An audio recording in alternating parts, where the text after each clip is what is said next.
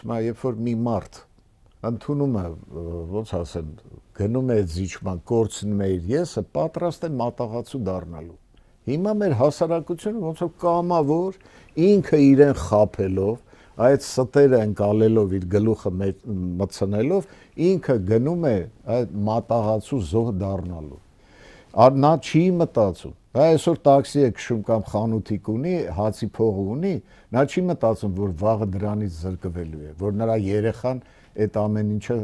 թողնելու է եւ այլն։ Նա մտածում է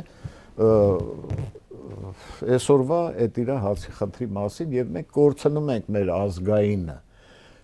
Սա այն ինչ որ անում է Իրանը այսօր, անկախ ամեն ինչից, կպարտվի, ինչ կլինի,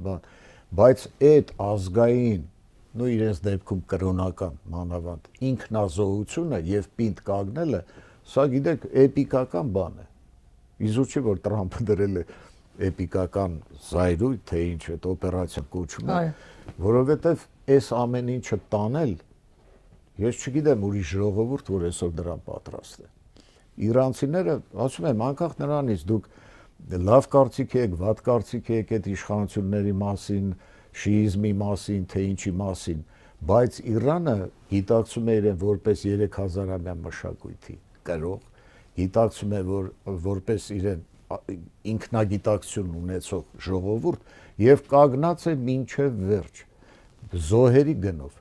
Այդ տեսակ ազգերին հաղթել չի լինում, հնարավոր չի։